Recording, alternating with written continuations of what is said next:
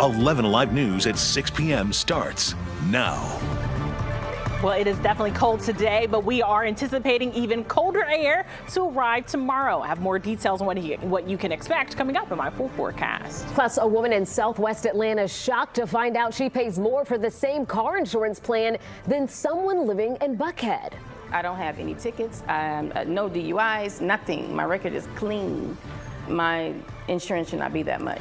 How insurance companies are able to charge drivers in majority black neighborhoods more for the same coverage. And new tonight at 6, the fight between Fulton County DA Fonnie Willis and a state Senate committee goes before a judge. What to expect from tomorrow's bench trial. But first tonight at 6, we have a weather impact alert in place. And it is going to keep getting colder out there for you guys throughout the night. So let's get you right over to meteorologist Danielle Moss in tonight for Chris Holcomb. Danielle, how cold is it going to feel when we get up and get moving tomorrow? Okay, I'm going to keep it honest. It's going to feel like the teens tomorrow morning when you wake up. I know it's going to be very, very cold, and that's thanks to some Arctic air that is already starting to sink into Georgia. Here's a look at our current satellite and radar. While we're not looking at any rainfall across the southeast, we are keeping our eye at this cold front that is bringing a little bit of snow to Middle Tennessee right now.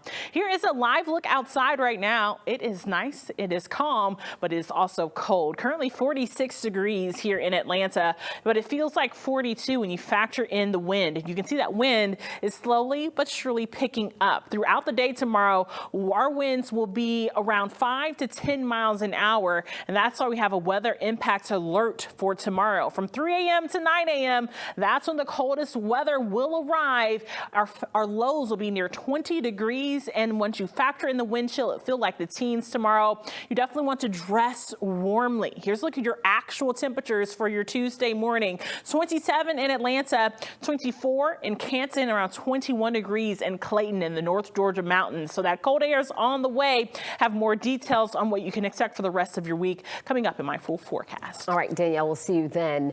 New tonight, the Fulton County District Attorney's clash with the state Senate committee is set to go before a judge.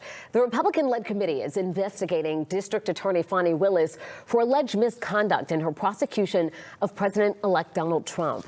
It has subpoenaed Willis in an effort to get her to testify and hand over documents, but she is fighting back. Ultimately, a judge will decide if the committee can force her to comply. The bench trial is set for tomorrow afternoon. All right, listen up, drivers out there. Georgia is now updating its Peach Pass. And if you have one, you need to check out your account soon, or you might risk running afoul of the new system. 11 Alive's Doug Richards is live in DeKalb County tonight. So, Doug, why is the state doing this? Well, one of the things that people like about the Peach Pass is the fact that it runs pretty seamlessly on automation. As an automated system, it uses software, and this is software that hasn't been updated for a while, and when it is updated in the next coming days, it's going to take a few days. I used to be in traffic a lot. Erica Rosell is among the motorists who have grown to rely on the Peach Pass to get around Atlanta's notoriously slow traffic.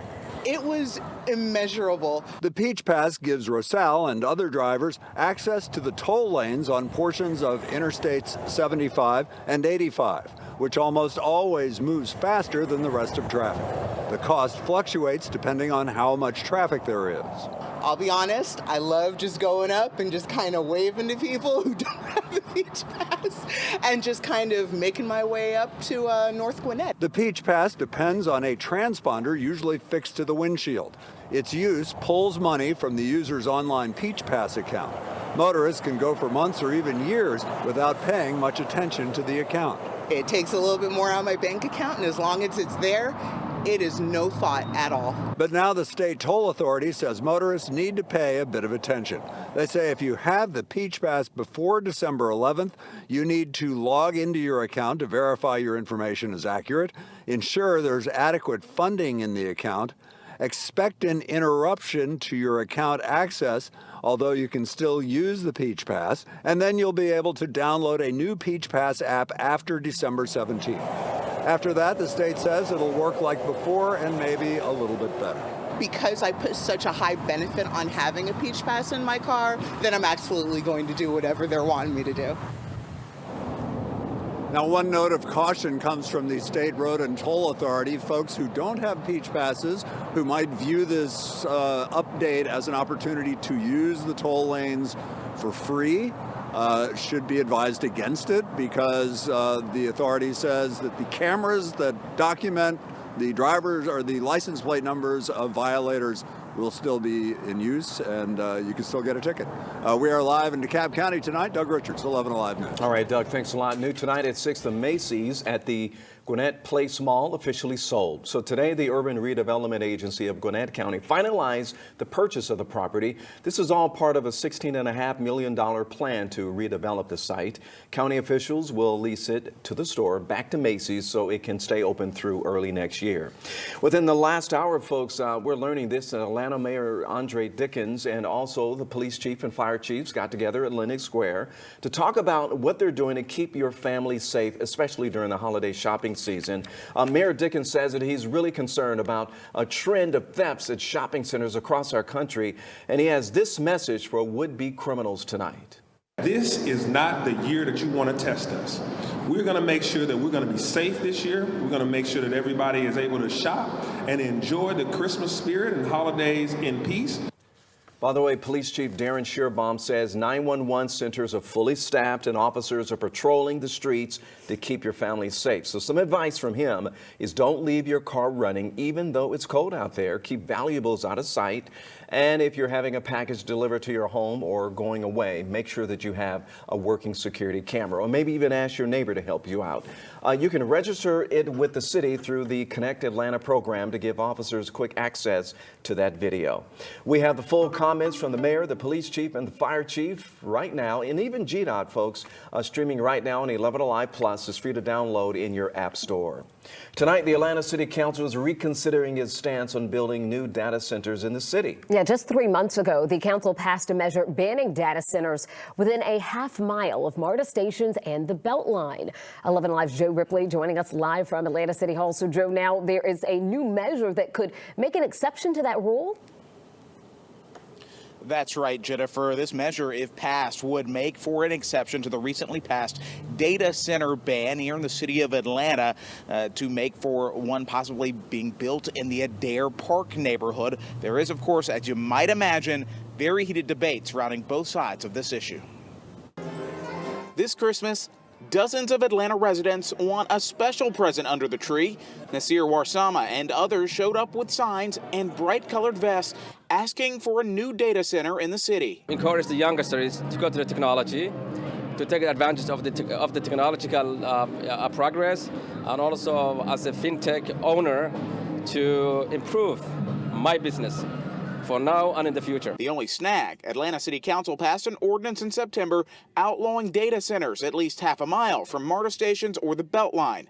Councilman Matt Westmoreland says he'd rather see more affordable housing or green space near transit hubs than a data center. Those pieces of land should be used to be as people-centered as possible, to build as much housing as possible, to build places where as many jobs as possible will be. He agrees the city needs data centers to keep up with growing business and digital storage demands, but says it's just a matter of where those data centers get built. If you look at data centers, they're both essential for the way we live our lives. They are also usually very large buildings that use incredible amounts of electricity and water and create very few full-time jobs. Councilman Antonio Lewis authored legislation that would make one exception to the ban on data centers near transit. If passed, it would open up land in the Adair Park neighborhood to house a data center. City Council continues to weigh its options. With this piece here, I'm hearing this piece of dirt may not be acceptable to living. Of course, there's always an exceptions. Of course, there are things we can do, but for the best and highest use, I've heard from both sides. And I just heard within the last minute or two that this measure has failed a vote. So this exception to the data center ban will not go through. This will still stand, this ban. Westmoreland suggested that rather than building them near transit hubs, build it near more industrial parts of town like Northwest Atlanta. And according to Flex Central, that's a data tracking center. There are around 86 data centers currently in Metro Atlanta. We are live outside City Hall in Atlanta. Joe Ripley, 11 Alive News. All right, Joe, thank you. Tonight, people in Atlanta mourning the loss of the founder of Bankhead Seafood. Her passing coming just weeks after the restaurant reopened. For many on the West Side, Helen Hardin was affectionately known as Mama. Her restaurant fed the community for more than 50 years on Donald Lee Hollowell Parkway. It shut down in 2018 but reopened last month with some help from rappers Killer Mike and T.I. Today, the restaurant's social media pages shared the news of her passing, saying, quote, "We are committed to carrying her vision forward. Bankhead Seafood will remain the warm, welcoming place she built, a true testament to her love and dedication for the people of Atlanta." Details on her memorial service will be shared at a later time. Still ahead at 6. Why your zip code matters when it comes to how much you pay for car insurance and how you can save on your next payment. New tonight at 6, a new report reveals drivers in Georgia's majority black zip codes pay higher premiums. In tonight's Affording Atlanta, our very own Jonathan Martin takes a closer look at how insurance providers are now setting the rates and why some say it needs to be changed and ways that you can save some money in the meantime.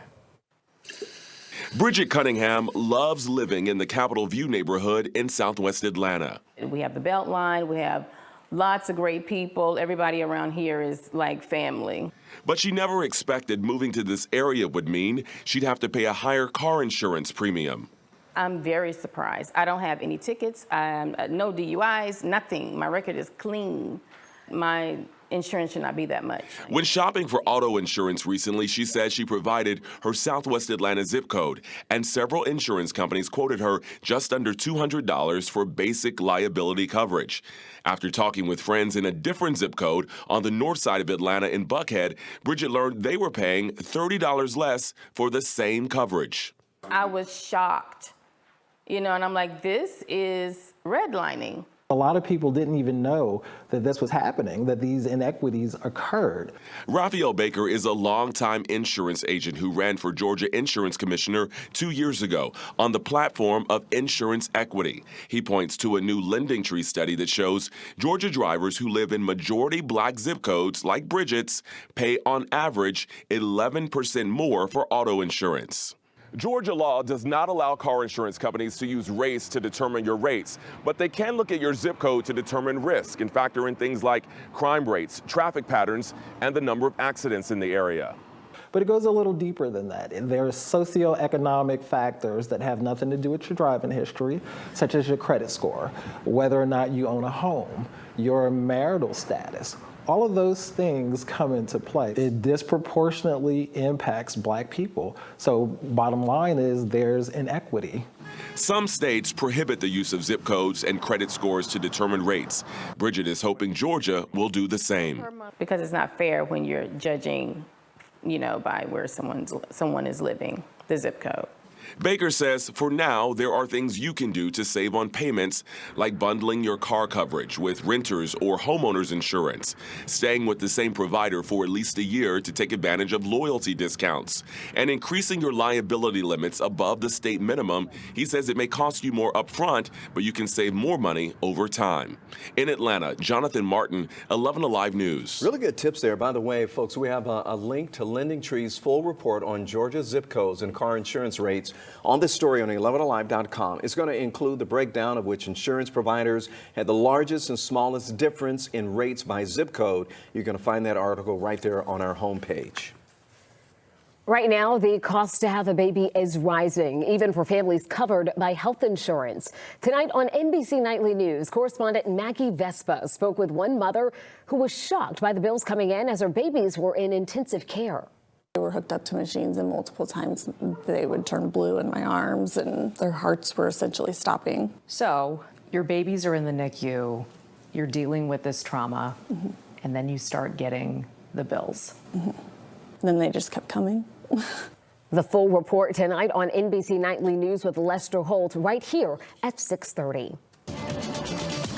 All right, let's get you back to that weather impact alert. Yeah, Danielle, so you said that it's cold right now, but it's about to get colder. We're talking teens? Yes, that's what it's going to feel like when you wake up tomorrow morning, Ron. It is going to be very, very cold thanks to some Arctic air that is on the way. Here's a look at our almanac for today. Our high, 51 degrees, well below our average of around 59. It would be nice to feel that 59 degrees today. Currently, it's 46 degrees in Atlanta, and we are not the only ones that are being impacted by all of this cold air. It's coming in from Canada. Chicago, currently 22 degrees, 32 in Detroit. And you might be thinking that should be normal for them, but not this early in the winter. We are definitely dealing with some Arctic air that's coming in from the north. Here's a look at our feels like temperature outside. Even though we're 46 right now in Atlanta, it feels like 42 in Atlanta right now, 37 in Blairsville, around 38 degrees in Marietta. A live look into Rome tonight at the sunset. You can see that the winds are blowing that flag there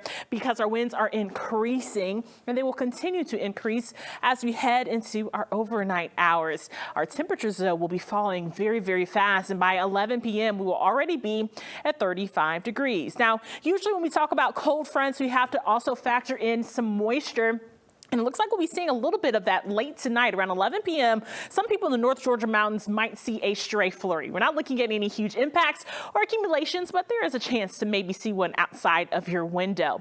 By 3:30 in the morning, that's when the cold air will have arrived here in Georgia. And that's why we have that weather impact alert for your Tuesday morning. It's going to be so cold when you wake up. In fact, not only in the morning, but throughout the entire day on Tuesday. Your high temperature here in Atlanta, 44 degrees, 43 in Gainesville, and around 39 up in Blairsville in the North Georgia mountains. It's definitely going to be very cold, and I keep talking about the wind chill, but I want you to see exactly what we're talking about. 3 p.m. during the warmest part of our day, where our temperatures will be near 42 degrees, it's going to feel like 37. So definitely anticipating some Arctic air that's still headed our way. Here's the 7-day forecast for you. 44 degrees for your Tuesday. Weather impacts alert for your Tuesday morning.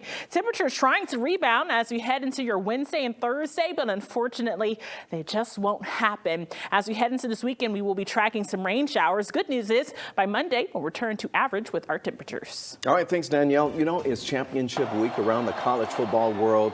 A familiar time of year for the Dogs are going to take on Texas Saturday for the SEC title. Our very own Reggie Chapman has a preview next in sports. All right, here we go. Once again, the Georgia Bulldogs are on their way to Atlanta. UGA will play in the SEC championship game for the 4th straight year, and Reggie Chapman is joining us now because this is an opponent that is new for this particular game. Reggie? Yeah, they sure do know this team. UGA upset Texas in Austin in October. I mean, who could forget how smart Kirby Smart looked in that game? Now the two teams play for a trophy and likely a first-round bye in the college football playoff. Even though UGA looked very good against the Longhorns the first time out, 7 weeks is a long time in the college football world. The Dogs seize advantage early in that October game, but on the first Saturday in December, it's a whole new ballgame. Momentum swung throughout that game, and momentum's going to swing throughout this game. It's just the way these games are. It's more about who executes well, who tackles well, who doesn't turn the ball over, and who has explosive plays. That's what it comes down to every game. You know, they're not the same Texas team that we played before. You know, we're not the same Georgia team, and, you know, they've grown in areas, and so have we, and, you know, we just got to go back to work. Well, that's going to be so much fun. All right, after winning the regular season title in year 1, the Atlanta Vibe are back looking to win it all in year 2. It's been a very busy offseason for this team that's reloaded the roster, added #1 overall pick Merritt Beeson, and hired Caleb Banworth to be the next head coach. Banworth excited for the next chapter as training camp is underway. I'm excited to bring maybe some different systems, some different techniques, maybe some new ways to play the game. I'm excited about being in the professional realm to, you know, help grow the sport and the way the sport is played. So I'm excited to be creative and evolve the game with them a little bit here this season. They're not only incredibly talented, but they're great humans as well, and they're just great athletes. It's easy to root for them and get on board with them. So I'm really looking forward to continuing to build those relationships, and, you know, for the city of Atlanta to get to know them as well. Let's talk some basketball, by the way. It's a big night for the Hawks, who are going for their 4th straight win as they host the Pelicans, and former Hawk DeJounte Murray, who makes his first appearance in Atlanta since the offseason trade. Tip-off is set for 7:30. I have your highlights reaction tonight at 11 o'clock. Okay, thanks a lot, Reggie. All right, we've got a final check of your forecast coming up next. All right, here's a look at your weather impact 7-day forecast. Tomorrow morning, there's a weather impact alert because it will be so cold Tuesday. Temperatures try to rebound as we head into your Wednesday and Thursday, but it just won't happen. And then we're tracking some heavy rain showers to end the weekend. We're just better bundle up and be ready for the rest of the week, essentially. Let's say 20s multiple times? Multiple times. Man, and that's not factoring in the wind, so it's going to feel much colder than like the teens, actual. right? Yeah. I will be inside. I will be inside. Do not call me. I'm not going If you anywhere. haven't, it's time to turn that heater on. I just got mine done. Ooh, we're past that time. Yeah, probably. I was a little late. Thanks for being with us tonight. We're at 11 Alive News at 6. We'll see you right back here tonight at 11. Remember, the news is always on streaming on 11 Alive Plus. Have a great evening. Good night, everyone.